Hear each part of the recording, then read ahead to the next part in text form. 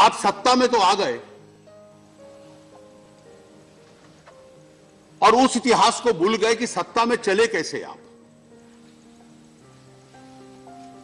ईमानदारी से आकलन कर लीजिए आजाद साहब, और इसके ऊपर तो पुस्तकें और इतिहास लिखा गया है कि 1957, 1962 और 1967 का जम्मू कश्मीर में चुनाव कैसे होता था।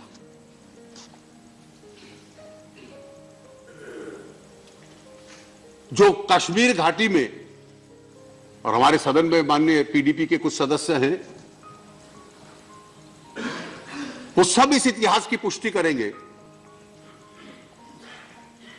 कि जो प्रमुख विपक्षी राजनीतिक दल था दूसरा, उसके नेता तो जेल में थे, कस्टडी में थे। कांग्रेस का बहुत वहां सपोर्ट नहीं था, जो था जम्मू में था। हम तो बहुत छोटे थे, जम्मू में थे, प्रजा परिषद के रूप में काम करते थे पंडित प्रेमनाथ डोगरा के नेतृत्व में। उस इतिहास में तो हमारा कोई रोल नहीं था, केवल दो रोल थे कि जब सीमा पार से आक्रमण हो रहा था अक्टूबर 1947 में, तो उसके बचाव में प्रजा परिषद के लोग पंडित प्रेमनाथ डोगरा की प्रेरणा पे वहां गए थे देश को बचाने के लिए। और जो बैरियर्स आपने खड़े कर दिए थे 1950 से, डॉक्टर श्यामा प्रसाद मुखर्जी ने अपनी शहीदी दी थी उनको हटाने के लिए। उसके अलावा प्लीज सर रखिए, आप धैर्य से सुने प्लीज। नहीं ये गलत है, नहीं गलत, प्लीज आप शांत रहे, आप प्लीज आप सब आनंद साहब, it's a very unpleasant chapter of history. Please आप नहीं प्लीज आनंद जी आप बैठे, आप I have not said so. We have not said so about any prime minister or a former prime minister who gave the life for this country. But don't gloss over the sacrifices made by people. When political leaders die in custody without medical aid because some quack gives them an injection which he had a hostility to in terms of his body, I don't know what to call it. But I think let's keep that debate out because we are discussing some more serious issue. Sir, how was the 1957, 62 and 67 election conducted? वो चुनाव कैसे हुआ था? शायद इस देश के इतिहास में लोकतंत्र के साथ इतनी बड़ी खिलवाड़ किसी ने नहीं की जो उस वक्त के कांग्रेस के नेतृत्व ने की थी। कश्मीर घाटी में एक डिस्ट्रिक्ट मैजिस्ट्रेट होते थे अब्दुल खालिक, आजाद साहब उसका नाम सुनते मुस्कुरा रहे हैं। एक कानून बना दिया कि पूरी कश्मीर वैली में सारे नॉमिनेशन केवल एक आदमी के सामने दायर होंगे। All nominations will be before one person.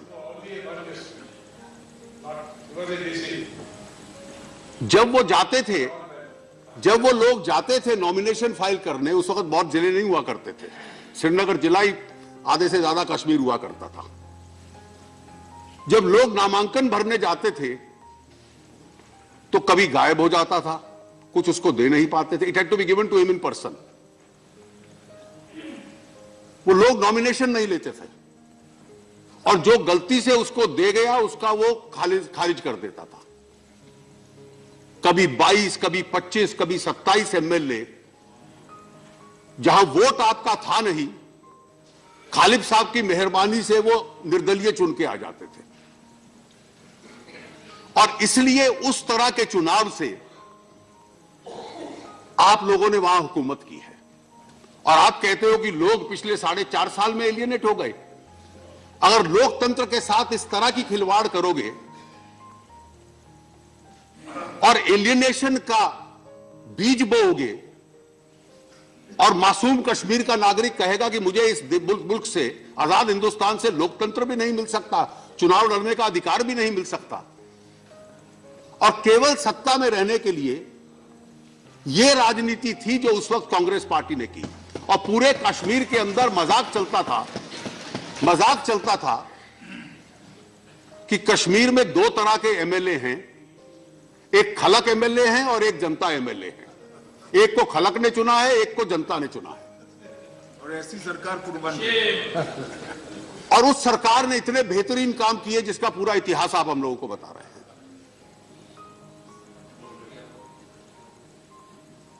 Kashmir में लोग मानते हैं कि जब मोरारजी भाई प्रधानमंत्री बने तो 1977 का जो चुनाव हुआ कश्मीर के इतिहास में first free and fair election वो था। कांग्रेस के जाने के बाद 77 was the first free and fair election in the history of the valley. केवल इतना नहीं, आपने शेख साहब को सीट पर बिठाया, फिर उनको गिरफ्तार करना पड़ा, फिर उनको आपने जेल में रखा, कस्टडी में रखा। फिर 1976 में आपने उनके साथ समझौता किया और समझौता करने के कुछ महीनों के अंदर ही फिर उनसे झगड़ा शुरू हो गया। और शेख साहब के बाद जब फारूक साहब चीफ मिनिस्टर बने, यहां कोई नेशनल कॉन्फ्रेंस का सदस्य नहीं है, आप बड़ा सीधा आ गए कि हमने फारूक साहब को मुख्यमंत्री बनाया। 1984 में जम्मू कश्मीर के गवर्नर कौन थे, और यह नाम बड़ा महत्वपूर्ण है, इसके राजनीतिक संकेत हैं। जम्मू कश्मीर के गवर्नर थे 1984 के आरंभ में श्री बीके नेहरू। बीके नेहरू कौन थे, किनसे उनका संबंध था, पूरा देश जानता है। जब बीके नेहरू साहब को कहा गया कि केंद्र की योजना बनी है कि फारूक अब्दुल्ला की सरकार को डिस्टेबलाइज करना है, तो उन्होंने स्पष्ट रूप से यह इनकार कर दिया कि you cannot play with fire in the state of Jammu and Kashmir. B K Nehru साहब ने अपना इस्तीफा दे दिया और वो दिल्ली आ गए और नए गवर्नर साहब को भेज के ओवरनाइट कू में आपने श्री गुल मोहम्मद शाह की सरकार बनवा दी। आप हम पे आरोप लगा रहे हो, आप इधर उधर से एमएलए उठा रहे हो, हमने तो कोई ऐसा प्रयास किया नहीं है। नेशनल कॉन्फ्रेंस को तोड़ा,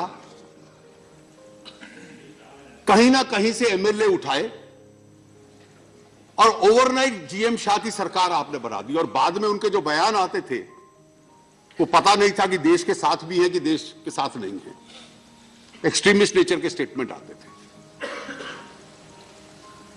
और इस सारे इतिहास से जब वो एक्सपेरिमेंट नहीं चला तो फिर 86 में आपने फारूक साहब से जाकर समझौता किया और वो सरकार आपकी ऐसी चली, ऐसी बेहतरीन सरकार थी कि 1989 तक उस सरकार की वजह से उतना बड़ा एलियनेशन आज तक जम्मू कश्मीर के इतिहास में नहीं हुआ। कोई प्रशासन नाम की चीज नहीं बची थी, कोई गवर्नेंस नहीं बची थी, इस देश का कोई साइन और सिंबल नहीं बचा था। अगर स्टेट बैंक की ऑफ इंडिया की ब्रांच थी तो इंडिया शब्द के ऊपर एक चादर लटका दी जाती थी। इस तरह की खबरें देखने के लिए आप हमारे चैनल को लाइक करके सब्सक्राइब कीजिए और नोटिफिकेशन बेल ऑन कीजिए। धन्यवाद।